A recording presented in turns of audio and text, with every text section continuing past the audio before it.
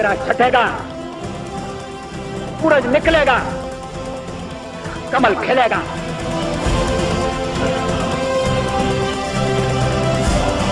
ये कहानी राजनीति के रण में धर्म नीति की है। ये कहानी कपट के दौर में कविता की है। ये कहानी होशियारी के वक्त में सच बोलने की हिम्मत की है। ये कहानी सियासत में शब्दों की शालीनता की है। ये कहानी सियासत के उस शिखर पुरुष की है जो समय को दो हिस्सों में बांटता है। ये कहानी भारत के उस भीष्म पितामह की है जो भाग्य बदलने का मादा रखता है। ये कहानी उस शख्स की है जिसने इस भूखंड की सियासत को अपने सामर्थ्य से ऐसा साधा कि समय भी उसका शुभचिंतक बन गया। यह कहानी आजादी के बाद के 5 दशकों की राजनीति के सबसे बड़े पंच की है। यह कहानी अजात शत्रु अटल की। अटल सही मायने में अजात शत्रु थे। चाहे कोई भी वक्त हो, चाहे कोई भी स्थिति हो, चाहे कोई भी परिस्थिति हो, चाहे राजनीति का कोई भी रण हो, चाहे सियासत का कोई भी मोड़ हो, अटल ने वही किया जो सही था और वही कहा जो सच था।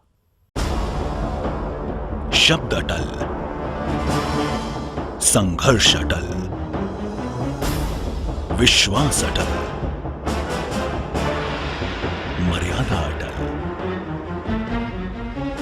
कर्तव्य अटल, धर्म अटल, मर्म अटल, जीवन अटल, मैं अटल।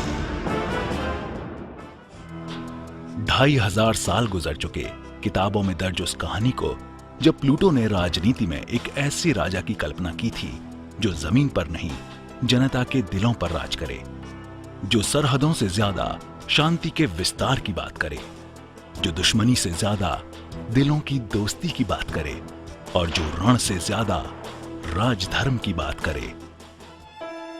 यह शायद संयोग ही था कि प्लूटो की इस परिकल्पना के सबसे करीबी नायक का जन्म साल 1924 के दिसंबर महीने की उसी तारीख को हुआ जिस रोज शांति के एक देवदूत ने इस दुनिया में अपना कदम रखा था। कृष्ण बिहारी ने भी कभी नहीं सोचा होगा कि ग्वालियर की गलियों में बड़ा हो रहा उनका बेटा एक दिन अपने शब्दों की संजीदगी से सियासत को ऐसे साधेगा कि यह देश उसका दीवाना हो जाएगा। कलम की रोशनाई को कविता में डुबाने का हुनर अटल ने अपने पिता से ही पाया था। खून क्यों सफेद हो गया, खून क्यों सफेद हो गया, भेद में अभेद खो गया, बट गए शहीद गीत कट गए, कलेजे में कटार कट गई, दूध में दरार पड़ गई, खेतों में बारूदी गंध, टूट गए नानक के छंद, खेतों में बारूदी गंध, टूट गए नानक के छंद, शत्रुघ्न सहम उठी व्यथित सी विकसता है, बसंत से बहार झड़ गई, दूध में दरार पड़ गई।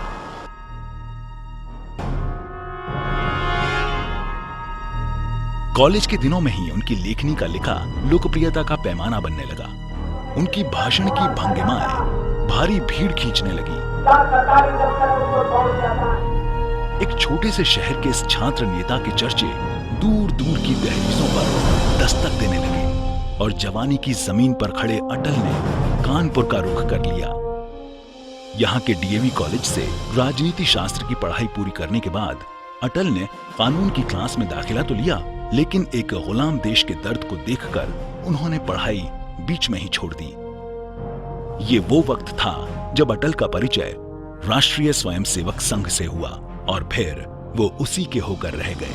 तब की उनकी कविताओं में उनके उस विचार का कोलाहल साफ सुनाई देता है।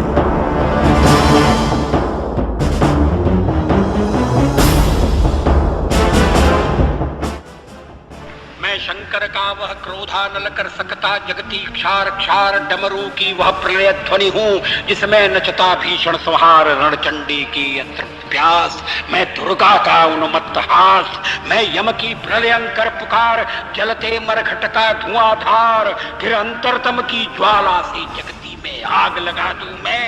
यदि धधक उठे जलथल अंबर, जड़ चेतन को कैसा विस्मय, हिंदू तन मन हिंदू जीवन रग रग हिंदू मेरा। साल 1951 में दीनदयाल उपाध्याय की नजर अटल की ओर गई और उन्होंने उन्हें कानपुर से लखनऊ बुलाकर उनको राष्ट्र धर्म की कमान सौंप दी। इसी साल श्यामा प्रसाद मुखर्जी ने भारतीय जनसंघ की नींव रखी और इसी के साथ अटल ने संस्थापक सदस्य की हैसियत से सियासत की सीढ़ियों पर अपना पहला कदम बढ़ाया। 1953 में मुखर्जी की मौत से अटल बेहद आहत हुए, लेकिन तब तक राजनीति की रपटीली राहों पर आगे बढ़ने का अटल फैसला हो चुका था। 1957 के दूसरे आम चुनाव में 33 साल के वाजपेयी ने बलरामपुर की सीट से किस्मत की बाजी लगाई और जीतकर पहली बार देश की सबसे बड़ी पंचायत में पहुंचे। उस साल जनसंघ के हिस्से में महज 4 सीटें ही आई थी।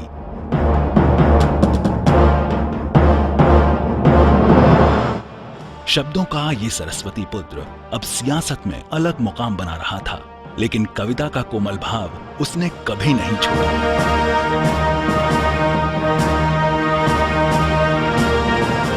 कलम ने उनकी सियासत को बड़ी गहरी संवेदना से संवारा।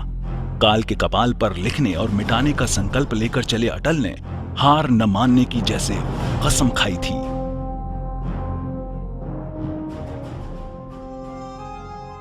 टूटे हुए सपने की सुने कौन सिसकी, टूटे हुए सपने की सुने कौन सिसकी, अंतर को चीर व्यथा पलकों पर ठिठकी, हार नहीं मानूंगा रार नहीं ठानूंगा, काल के कपाल पर लिखता मिटाता हूँ, गीत नया गाता हूँ, गीत नया गाता हूँ। अपने हुनर से हर बार नया गीत लिखने वाले इस गीतकार की समय ने कई परीक्षाएं ली। काल के काल चक्र ने मुखर्जी के बाद दीनदयाल उपाध्याय को भी छीन लिया और 43 साल के अटल युवा कंधों पर जनसंघ की बड़ी जिम्मेदारी आ गई। लेकिन तमाम झंझावातों के बीच पद प्रतिष्ठा के गुमान से कोसों दूर अटल अपनी पार्टी की पहचान बनाने में तन मन से जुटे रहे। 1975 में तानाशाही और भ्रष्टाचार के भंवर में फंसी इंदिरा सरकार ने आपातकाल की घोषणा कर दी और लुट रहे लोकतंत्र की एक शाम को अटल गिरफ्तार हो गए।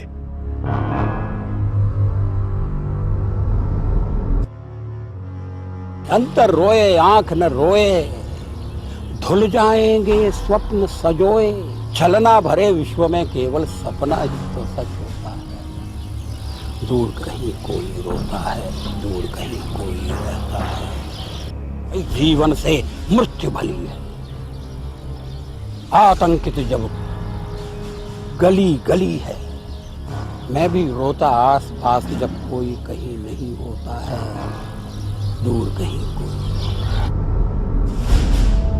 1977 की जनवरी में आपातकाल के अंधेरे का अंत हुआ और गुम हो रहे गणतंत्र की चौखट पर चुनावों की दस्तक हुई।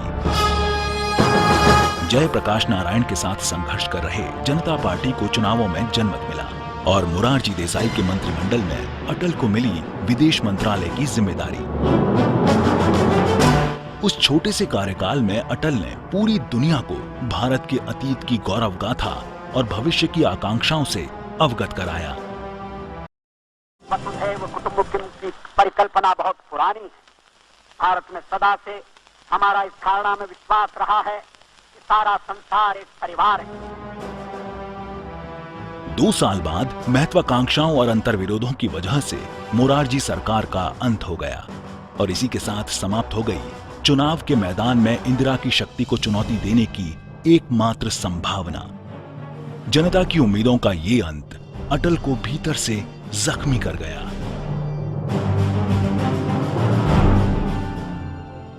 क्षमा करो बापू, तुम हमको वचन भंग के हम अपराधी। राजघाट को किया पावन, मंजिल भूले यात्रा आधी। जयप्रकाश जी रखो भरोसा, टूटे सपनों को जोड़ेंगे, चिता भस्म की चिनगारी से अंधकार के गढ़। 1980 में जनता पार्टी के बचे खुचे नेता एक बार फिर एकजुट हुए और भारतीय जनता पार्टी का जन्म हुआ। और फिर एक बार इसकी जिम्मेदारी उसी शख्स को सौंपी गई जिसकी लगन, निष्ठा और सियासत की समझ सवालों से परे थी। बीजेपी के पहले ही अधिवेशन में अटल ने इस नई नवेली पार्टी के लिए उच्च आदर्शों की एक बड़ी और ऊंची रेखा खींच दी। उन्होंने अपनी कलम से कमल का भविष्य लिख दिया। महासागर के किनारे खड़े होकर मैं ये भविष्यवाणी करने का साहस करता हूं, अंधेरा छटेगा, सूरज निकलेगा, कमल खिलेगा। 1992 के मंडल और कमंडल के उस दौर में भी जब राजनीति पर कलंक की कालिख गहरी हो रही थी, तब भी वाजपेयी के वजूद को एक हर्फ छूने की उसकी हिम्मत न हुई। 1996 के चुनाव में बीजेपी को पहली बार सत्ता में आने का मौका मिला और सियासत का ये शिखर पुरुष पहली बार सत्ता के सर्वोच्च पद पर आसीन हुआ। सभी प्रकार के लोगों के प्रति संविधान और विधि के अनुसार क्या न्याय करूंगा। अटल के सामने संसद में संख्या बल साबित करने की चुनौती थी। विश्वास मत पर बहस के दौरान उस दिन संसद का उनका ये संबोधन देश के संसदीय इतिहास के सबसे असरदार भाषणों में शुमार है। पार्टी तोड़कर सत्ता के लिए नया गठबंधन करके अगर सत्ता हाथ में आती है तो मैं ऐसी सत्ता को चिमटे से भी छूना पसंद नहीं करता। सांप्रदायिकता के आरोपों पर एक हुए विपक्ष की वजह से वाजपेयी से बहुमत का आंकड़ा बहुत दूर हो गया, लेकिन तब तक देश के जनमानस में वो अपने लिए एक बहुत बड़ी जगह बना चुके थे। सत्ता का खेल तो चलेगा, सरकारें आएंगी जाएंगी, पार्टियां बनेगी बिगड़ेंगी, मगर ये देश रहना चाहिए, इस देश का लोकतंत्र अमर रहना चाहिए।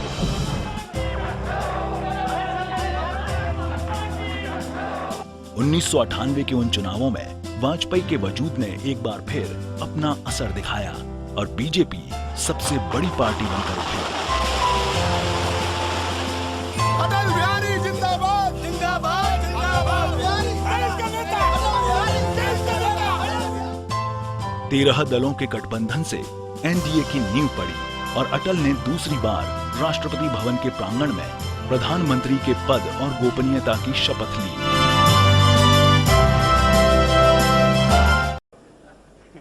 मुझ पर आरोप लगाया गया है और यह आरोप मेरे हृदय में घाव कर गया है। आरोप यह है कि मुझे सत्ता का लोभ हो गया है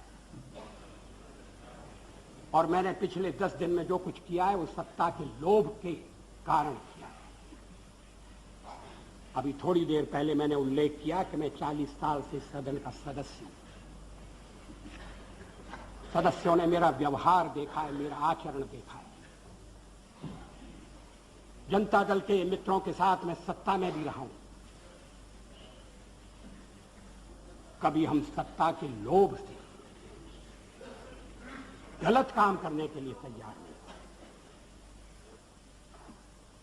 अगर सत्ता हाथ में आती है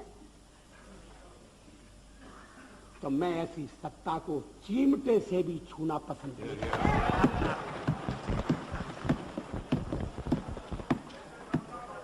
न भीतो मरणादस्मि केवलम दूषितो यशः। भगवान राम ने कहा था मैं मृत्यु से नहीं डरता, अगर डरता हूं तो बदनामी से डरता हूं, लोकापवाद से डरता हूं। प्राइम मिनिस्टर बनने की मेरी महत्वाकांक्षा नहीं थी। मुझे अंदाज भी नहीं था कि मैं कभी प्राइम मिनिस्टर बन जाऊंगा। मैं तो पत्रकार के नाते अपनी जिंदगी बिताना चाहता था, लेकिन राजनीति में जब आ गया और उसमें फंस गया तो मेरी इच्छा थी और अभी भी है कि मैं बेदाग इसमें से निकल जाऊं और लोग मेरे बात कहें कि अच्छा आदमी था जो देश को, दुनिया को बेहतर बनाने की कोशिश करता रहा। बार बार इस चर्चा में स्वर जनाए सुनाई दिया है कि वाजपेयी तो अच्छा है मगर पार्टी ठीक है।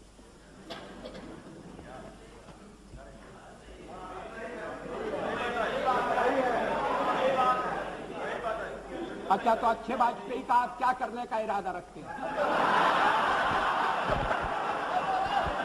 इससे मुझे लगता है कि लोगों को मुझसे शिकायत नहीं है और वो मुझ पर भरोसा करने के लिए तैयार है। मैं उस भरोसे लायक सिद्ध होऊंगा या नहीं होऊंगा ये तो मुझे दिखाना है। महत्वपूर्ण मुद्दों को छोड़ दिया। राष्ट्रपति के अभिभाषण में राम मंदिर की चर्चा नहीं है, 370 धारा समाप्त करने का उल्लेख नहीं है और शादी ब्याह के समान कानून बनाने के बारे में भी जिक्र नहीं है। आपने स्वदेशी का भी परित्याग कर दिया और ये बातें इस तरह से कही गई हैं जैसे ये बातें कहने वाले हमारे इस परित्याग से बड़े दुखी हैं। वो तो इन बातों की आलोचना करते रहे हैं, हमें इसलिए दोषी ठहराते रहे हैं कि हम राम मंदिर बनाना चाहते हैं। 370 हम खत्म करने की बात कर रहे हैं, हम देश की एकता कैसे कायम रखेंगे? शादी ब्याह का समान कानून हो, भले ही संविधान में लिखा हो, भले ही सुप्रीम कोर्ट ने मोहर लगा दी हो, आप कैसे कह सकते हैं? और आप कहेंगे तो आप देश की एकता के तोड़क होंगे। और हम अगर कहते हैं कि नहीं ये हमारे इस समय के कार्यक्रम में नहीं है, हाँ इस समय का इसलिए कि हमें बहुमत नहीं है। हाँ सही है, कोई छुपना छुपाने की बात नहीं। बहुमत मिलने से करते आखिर हम बहुमत के लिए लड़ रहे हैं। ये है cat out of bag, now cat is out of bag. आखिर हम बहुमत, आखिर हमें जो जनमत मिला है, अगर आपको उस जनमत ने स्वीकार कर दिया है तो हमें भी पूरी तरह स्वीकार नहीं किया। हम तो बहुमत चाहते थे लेकिन बहुमत हमें नहीं मिला। अब हम सबसे बड़े दल के रूप में उभरे हैं तो हमारा प्रयास है कि कोई आम सहमति से कोई चीज बने, कोई चीज चले। और इसीलिए हमने विवाद की बातों का उल्लेख नहीं किया। इस पर क्या आपत्ति है? अभी यूनाइटेड फ्रंट बनने, हमें मुस्लिम मतदाताओं का भी समर्थन मिलेगा। थोड़ा समर्थन मिलने लगा है, ये समर्थन बढ़ रहा है। मैं लखनऊ से निर्वाचित हुआ हूं, यहां मुझे मुस्लिम वोट मिले थे। मुसलमानों में भी चिंतन की एक दोबारा प्रक्रिया शुरू हो गई है। वो सोचते हैं कि अन्य दलों के साथ जाने के बाद क्या मिला। बुनियादी सवाल तो हल नहीं हुए, गरीबी के, बेकारी के, अशिक्षा के, और व्यर्थ में तनाव पैदा हो जाता है। हमारी सरकारों के कामकाज को देखकर उन्हें भरोसा हुआ है कि भाजपा के राज्यों में मजहब के आधार पर भेदभाव नहीं होगा। इस देश में इस समय लोगों के विचारों में मंथन चल रहा है, चिंतन की दिशाएं बदल रही हैं।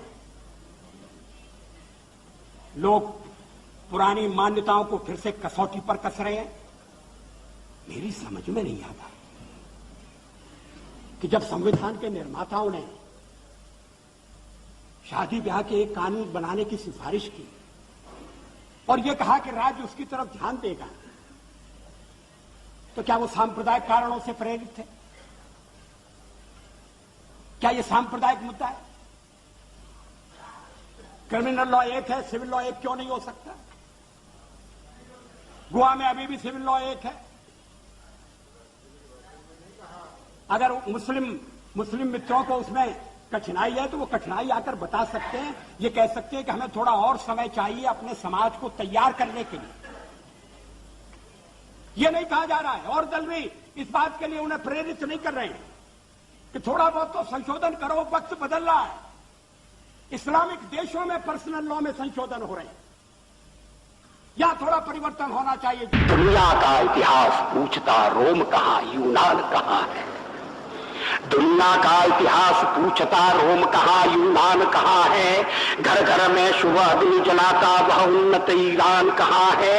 दीप बुझे पश्चिमी गगन के व्याप्त हुआ बरबर अंधियारा, किंतु चीर कर तमकी छाती चमका हिंदुस्तान हमारा। वाजपेयी हिंदुस्तान की हथेली पर विकास की गाढ़ी लकीरें खींच रहे थे। देश उन्नति की राह पर सरपट दौड़ रहा था। हिंद का डंका सारी दुनिया में बज रहा था। लेकिन सियासत का ये सूरमा इतने से ही संतुष्ट नहीं था। इधर देश में एक बार फिर चुनावों की चकबंदी हो रही थी और उधर हमारा पड़ोसी हमारी ही पीठ में छुरा घोंपने का षड्यंत्र रच रहा था।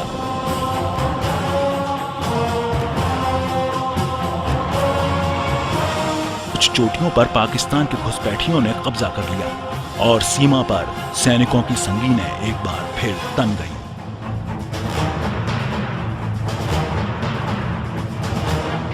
वाजपेयी ने शत्रुओं को सबक सिखाने का आदेश दिया और जवान अपनी जान की बाजी लगाकर दुश्मनों का दंभ तोड़ने निकल पड़े। भारतीय सेना के ऑपरेशन विजय की इस शौर्य गाथा ने दुनिया भर की सेनाओं के पराक्रम के पैमाने को बहुत छोटा कर दिया।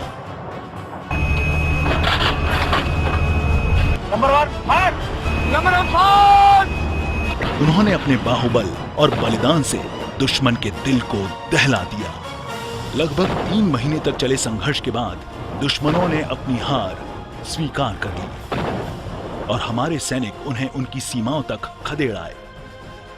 इस विजय ने अटल को एक सुलझे हुए सियासतदान के साथ साथ एक फौलादी सेना नायक के तौर पर भी स्थापित कर दिया। धमकी जिहाद के नारों से हथियारों से कश्मीर कभी हथियार लोगे ये मत समझो, हमलों से अत्याचारों से संहारों से भारत का शीश झुका लोगे ये मत समझो। युद्ध में विजय के बाद अब चुनौती चुनावों की थी और अटल इसमें भी खरा सोना ही साबित हुए। 1999 में जनता जनार्दन से जनादेश हासिल करने में भी वो सफल रहे और इस जननायक ने तीसरी बार भारत की अखंडता को अविभाज्य रखने की कसम खाई।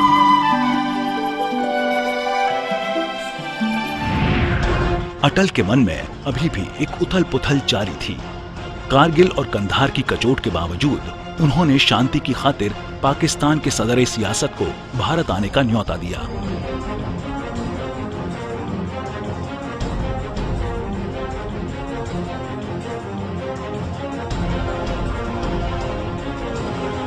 आगरा में शिखर सम्मेलन का आयोजन हुआ। वाजपेयी ने बातचीत की टेबल पर मुशर्रफ से कटुता को निकटता, संदेह को सहायता और बैर को विनम्रता में बदलने की अपील की, लेकिन परवेज ने इसकी परवाह नहीं की। बातचीत फेल हो गई। 23 दिसंबर 2001 को पाकिस्तान के आयातित आतंकियों ने हमारे लोकतंत्र के लोकस्थल पर हमला बोल दिया। जवानों ने अपनी जान की बाजी लगाकर उनके इरादों को जमींदोज कर दिया और दहशतगर्दों को उनके दुस्साहस के लिए सजाए मौत का दंड दिया। अपने 6 साल के कार्यकाल में अटल ने साफ सुथरे शासन और जवाबदेह सरकार की ऐसी मिसाल पेश की जो आज की सरकारों के लिए भी सबसे बड़ी नजीर है। अपने हित से पहले अपने दल से पहले देश की फिक्र करने वाले अटल ने कभी भी सियासी हार और जीत की परवाह नहीं की। 2004 के आम चुनावों में जब उनकी पार्टी की अप्रत्याशित हार हुई, तब भी उन्होंने उसे उतनी ही सहजता से लिया और इस देश के लिए अपनी हड्डियां गलाने वाले इस दधीची ने सियासत को अलविदा कह दिया।